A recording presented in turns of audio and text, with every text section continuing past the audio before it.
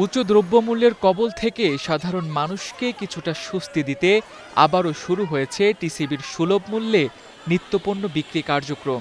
প্রায় ৫ মাস পর ভ্রাম্যমাণ ট্রাকের মাধ্যমে এই পণ্য বিক্রির কাজ শুরু হলো।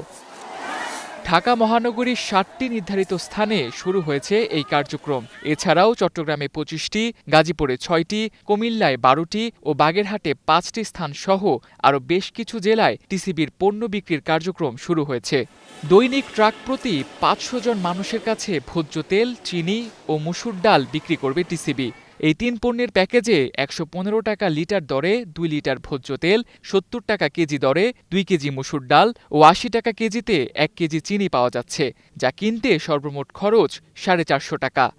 বাজারের তুলনায় এসব পণ্য কিছুটা কম দামে মেলায় ট্রাকগুলোকে ঘিরে ছিল মানুষের উপচে পড়া ভিড়।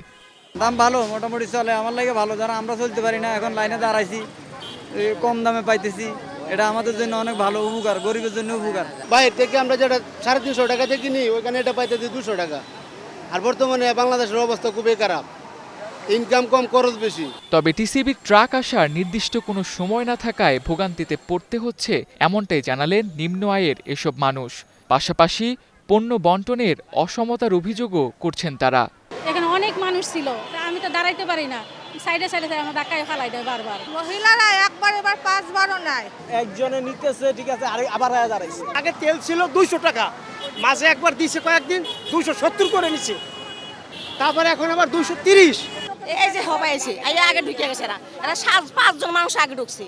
ঢাকা মহানগরীতে ট্রাকের মাধ্যমে পণ্য বিক্রির এই কার্যক্রম চলবে আগামী ১৩ সেপ্টেম্বর পর্যন্ত এবং অন্যান্য বিভাগীয় শহর ও জেলা পর্যায়ে এই কার্যক্রম চলবে আগামী ৩১ আগস্ট পর্যন্ত।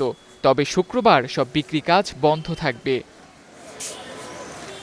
ট্রাকের মাধ্যমে সরাসরি নিম্ন আয়ের মানুষের কাছে টিসিবির খাদ্যপণ্য বিক্রির আওতা আরও বাড়ানোর দাবি সাধারণ মানুষের।